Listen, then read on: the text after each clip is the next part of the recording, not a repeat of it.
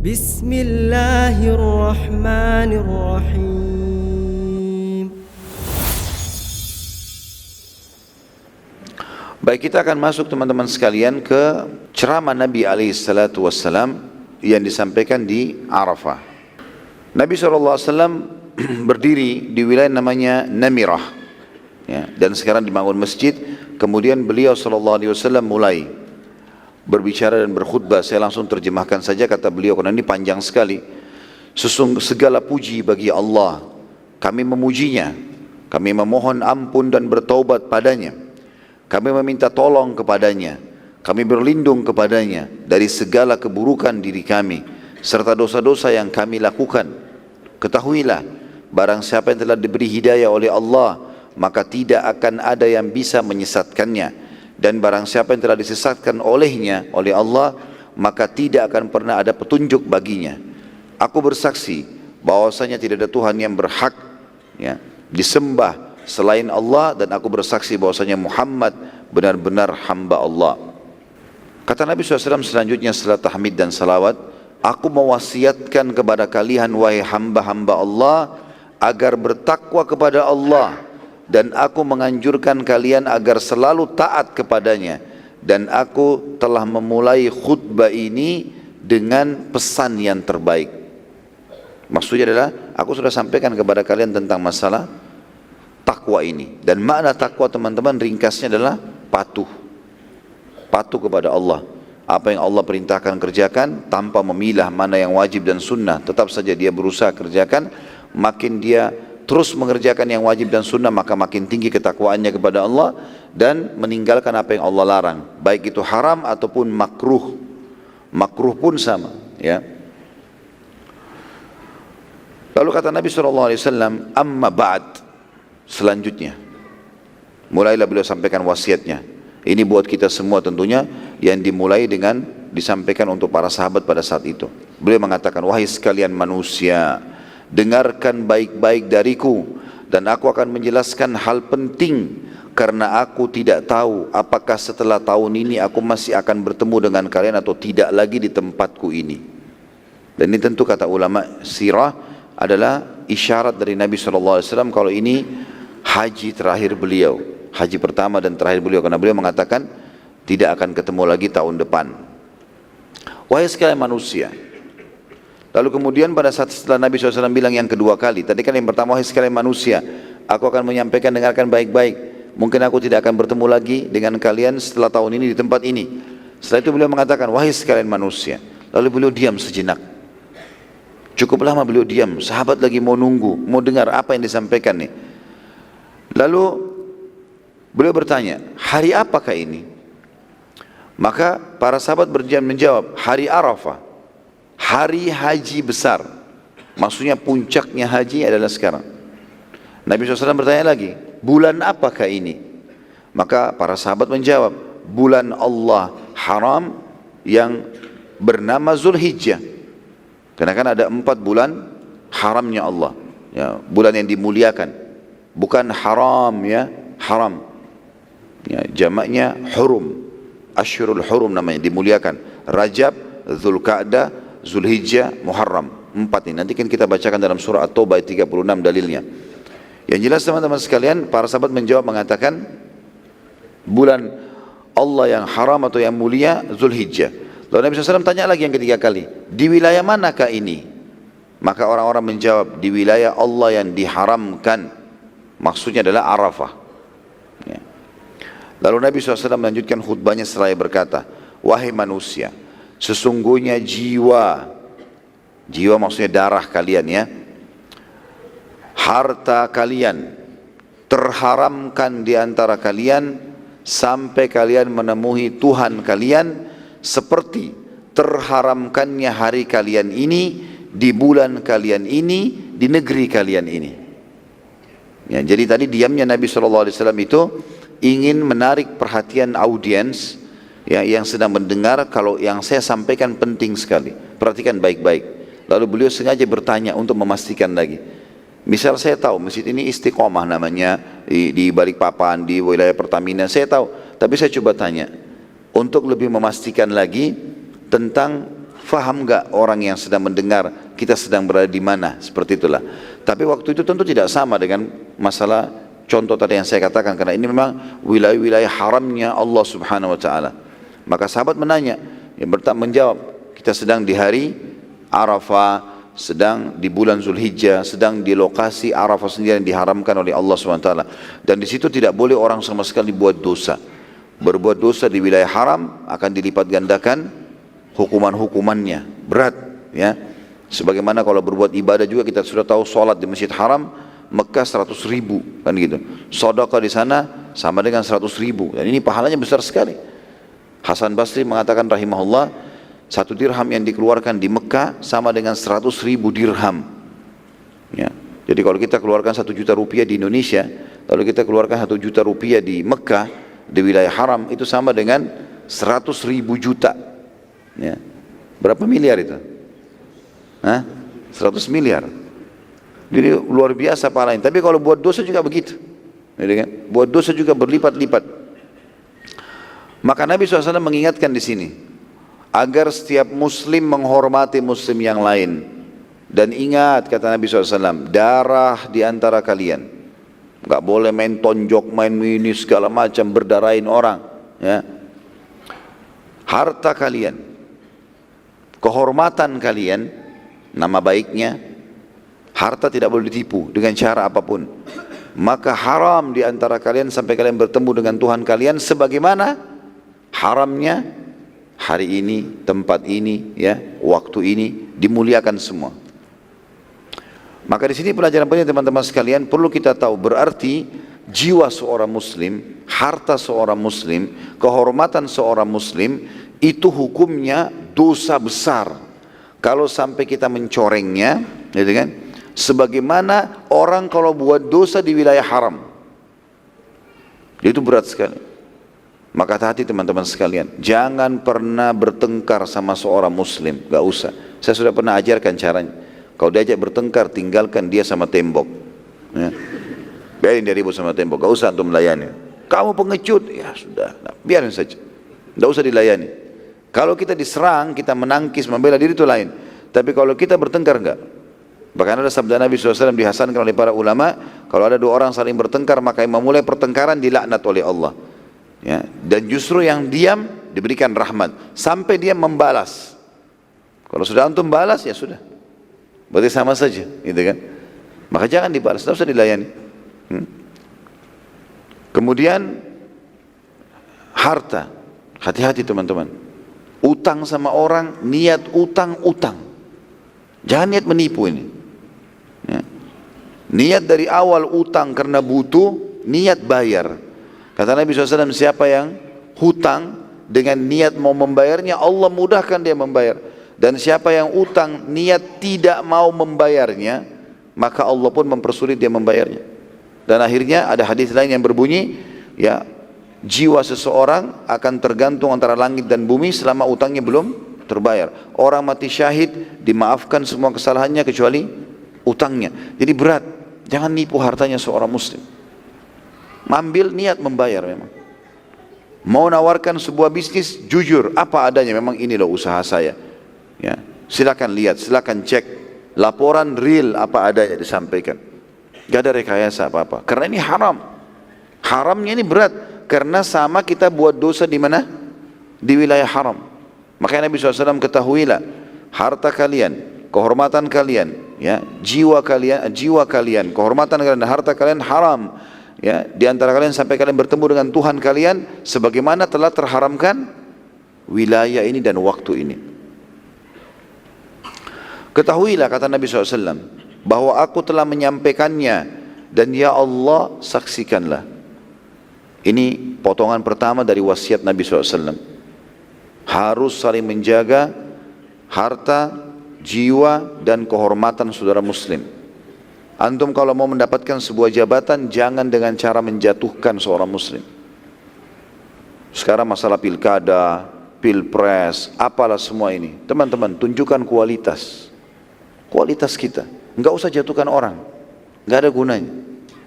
Kata Nabi SAW dalam hadis sahih riwayat Abu Daud, Inna Allah yuhibbu min abdin idza amila amalan an yutkinahu. Allah cinta seorang hamba kalau dia kerjakan satu perbuatan, dia menguasainya. Tunjukkan. Saya akan lakukan ini, selesai. Gak usah sengaja korek-korek jatuhkan orang lain, berbahaya. Ya. Aib seorang muslim teman-teman, aib seorang muslim, tugas kita tutupin. Bahkan ada hadis sahih berbunyi, hati-hati, siapa yang sengaja mencari-cari aib saudaranya muslim, Allah akan bongkar aibnya walaupun dari dalam rumahnya. Nggak boleh. Dan sebaliknya kata Nabi SAW, man satara musliman fi dunya, satarahullahu yawmal qiyamah. Siapa yang menutupi aib seorang muslim, maka Allah pun tutupin aibnya pada hari kiamat. Antum tahu aibnya, telepon dia, nasihati secara diam-diam. Bahkan kata Nabi SAW, siapa yang menasihati saudaranya di depan umum, maka dia telah menghinanya. Nggak boleh. Pasti akan terjadi penolakan, kebencian, terjadi permusuhan. Kalau niat karena Allah di belakang, bukan diekspos sana sini, gitu kan? Ini semua hukumnya haram, hati-hati teman-teman sekalian. Jangan masuk ke zona orang lain. Apa yang terlihat depan mata antum, kalau terlihat betul-betul kebaikan, dukung. Kalau salah, ingatkan. Kalau tidak kelihatan, jangan dicampuri. Gak usah sengaja intip rumahnya tetangga. Dia pakai gorden apa, kenapa dia ganti AC, kulkasnya ganti atau tidak, bukan urusan antum itu. Tetangga beli AC dia yang kedinginan. Lalu wasiat Nabi SAW selanjutnya, ketahuilah, kata Nabi SAW, aku telah menyampaikannya dan ya Allah saksikanlah. Lalu Nabi SAW tunjuk dengan jari beliau ke langit. Ya Allah saksikanlah, aku sudah sampaikan. Ini wasiat-wasiat terakhir sebelum beliau meninggal. Lalu beliau mengatakan, siapapun memiliki amanah, maka ia wajib mengembalikan kepada pemilik amanah tersebut. Ya. Baik dia masih hidup atau dia sudah menjelang meninggal dunia.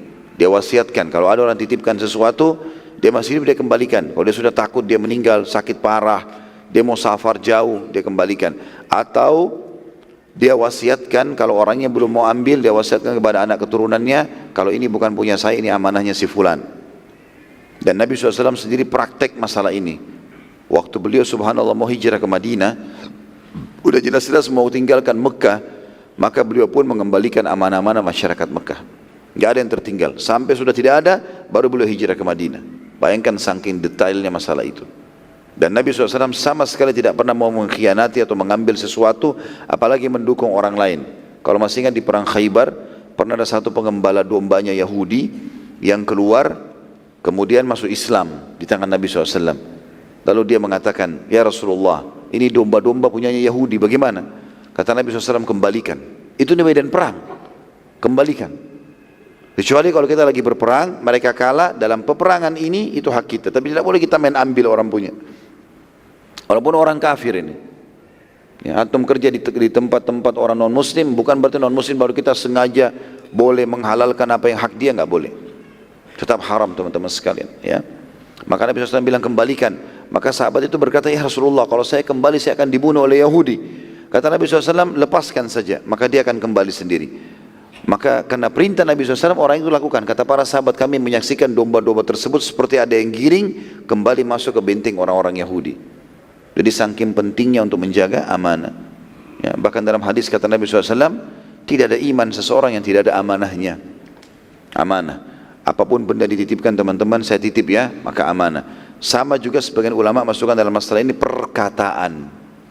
Saya akan cerita, tapi jangan cerita orang lain ya. Sering nggak begitu? Baik, antum bilang iya, hati-hati, amanah. Jangan antum bilang lagi sama teman antum, ada ceritanya orang itu, tapi jangan cerita orang lain ya. Sama juga bohong, berarti nggak amanah, khianat.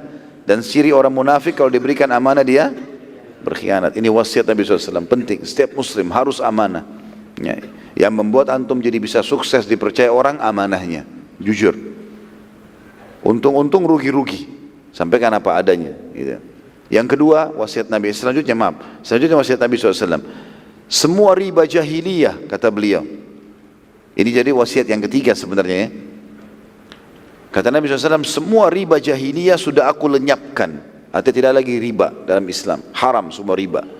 Riba dari kata-kata raba yarbu yang berarti bertambah tanpa sebab. Bukan karena investasi, bukan segala macam. Apalagi kalau utang yang ditambahkan. Dan orang-orang Arab jahiliyah paling suka begitu. Ya. Minjamkan duit, Misalnya 1.000 dirham kembali 1.100 dirham. Ya kita sekarang 1 juta rupiah kembali 1.100.000. Ini nggak boleh. Semua riba yang dengan cara jahiliyah ini aku hapuskan. Nggak ada lagi dalam Islam. Dan aku akan memulai dengan riba yang pernah pamanku Abbas bin Abdul Muttalib lakukan. Karena dulu Abbas radhiyallahu anhu sebelum Islam belum tahu hukum, beliau punya harta banyak, beliau banyak mengutangkan ke orang, gitu kan? Kemudian dikembalikan dengan tambahan. Maka Nabi SAW mengatakan untuk menunjukkan kalau hukum ini tidak ada perbedaan antara keluargaku dengan yang lain, aku akan mulai dengan pamanku Abbas. Yang pernah Abbas tunjukkan, hapus semua, nggak ada lagi. Abbas pun meninggalkan itu karena Allah sudah masuk Islam pada saat itu ya. Kita sudah ceritakan Abbas masuk Islam kapan? Nah, siapa yang ingat? Saya kasih buku kalau gitu. Ada yang ingat nggak kapan Abbas masuk Islam? Angkat tangan. Di belakang, masya Allah. Fadhal.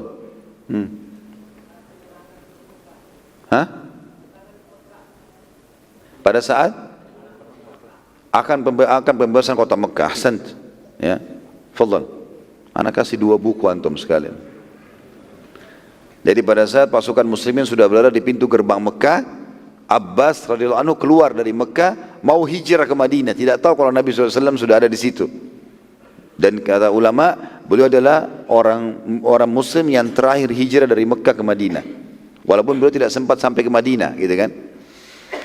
Kemudian Nabi SAW wasiatkan lagi, lanjut yang keempat, semua jenis pertumpahan darah jahiliyah karena dendam sudah aku hapus. Gak ada lagi ceritanya adik kita dibunuh orang lalu kita bunuh juga orang itu. Gak ada lagi perumpamaan darah yang biasa dilakukan di zaman jahiliyah karena dendam, karena sudah aku hapus. Dan yang pertama aku luruskan ialah tuntutan darah Amir bin Rabi'ah bin Harith bin Abdul Muttalib. Ya. Ini termasuk adalah keluarga Nabi SAW. Amir bin Rabi'ah bin Harith. Harith ini paman Nabi SAW. Jadi ini sebenarnya ponakan Nabi. Ya. Rabi'ah sepupunya Nabi SAW. Maka pernah terbunuh, maka Nabi SAW mengatakan yang paling pertama aku hapus adalah orang ini. Yang lain tidak boleh lagi ikut-ikutan. Karena zaman dulu kalau ada terjadi orang ini dibunuh oleh si fulan, maka mereka melihat yang membunuh dari suku mana nih? Ya, misal kita kasih contoh, ini suku Bugis sama Makassar misalnya. Diketemukanlah orang Makassar yang membunuh orang Bugis ini. Maka zaman dulu orang dari suku Bugis ini akan membunuh memerangi satu suku, bukan satu orang. Itu zaman jahiliyah dulu.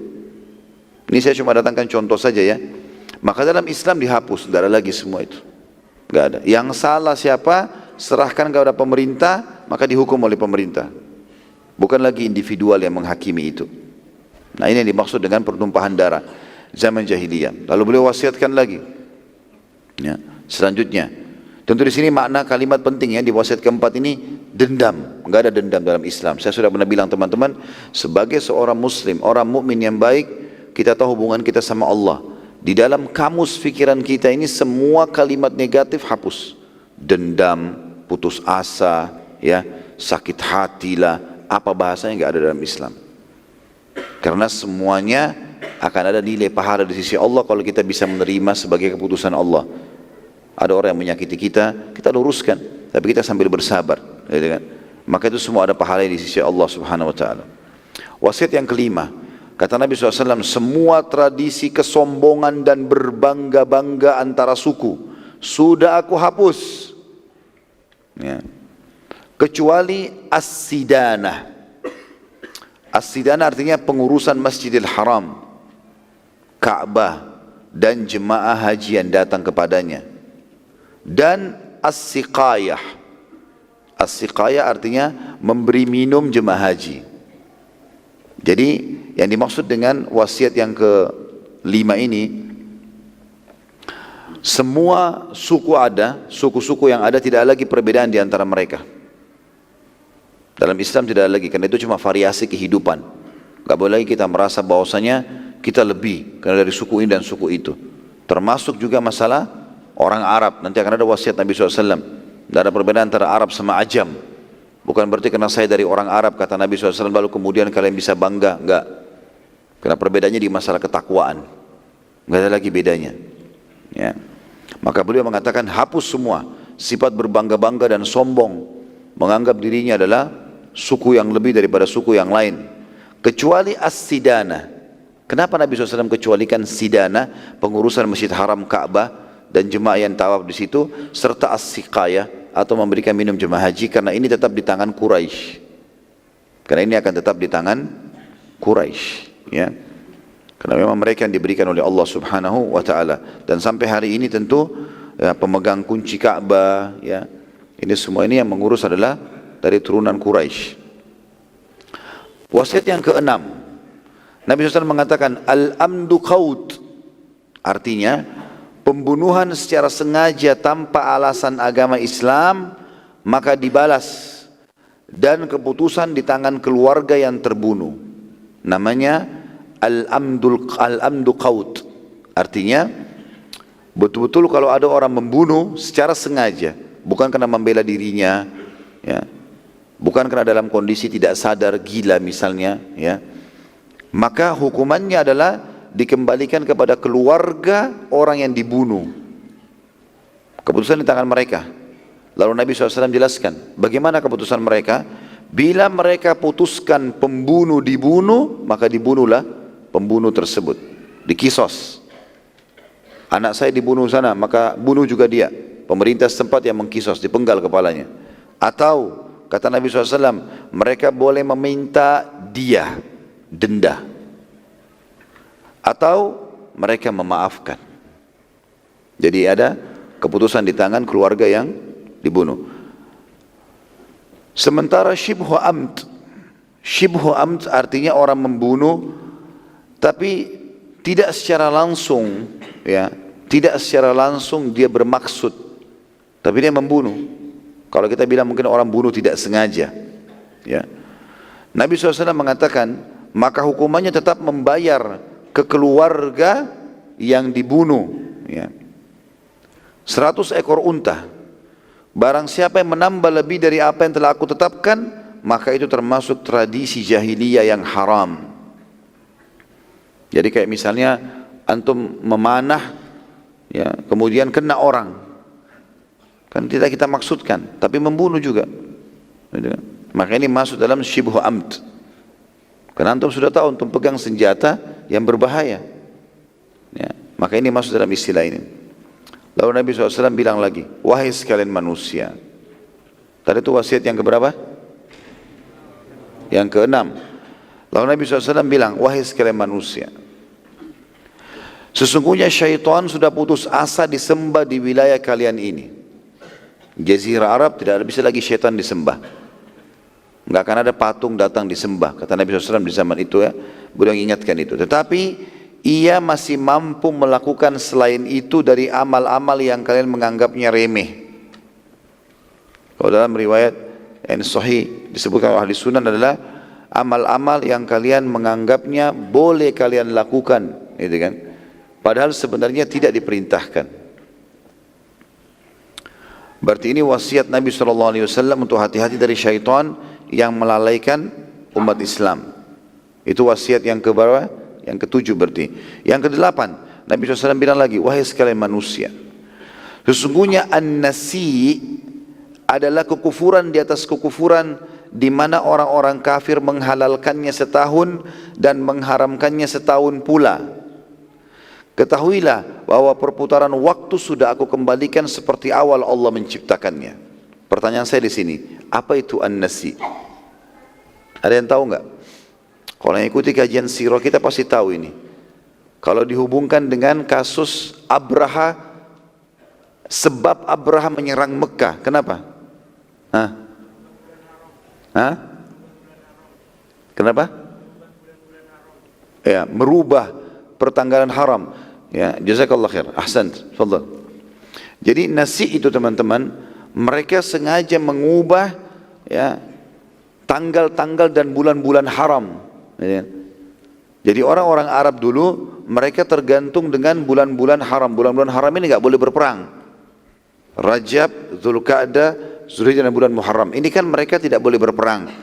Tapi mereka butuh zaman dulu sebelum Islam, mereka selalu hidup dari berperang. Jadi kalau sudah kehabisan bekal satu suku, mereka cari suku mana yang punya banyak harta simpanan, makanan, mereka serang. Nah tapi di 4 bulan kan tidak boleh berperang nih. Maka mereka mencari, membentuk satu tim, mereka diistilahkan dengan ahlun nasi. Ya. Mereka punya hak mengubah-ubah. Mereka boleh bilang, misalnya sekarang Muharram nih, enggak, ini sekarang Safar. Muharram bulan depan aja. Diubah-ubah. Jadi kacau. Perhitungan tanggal waktu itu jadi kacau. Karena bulan-bulan jadi kacau. Tadinya Muharram bulan pertama jadi bisa jadi berpindah jadi bulan kedua. Safar dimajukan. Berarti sekarang kita boleh perang. Ayo perang gitu. Begitu. Kejahilan ini ya.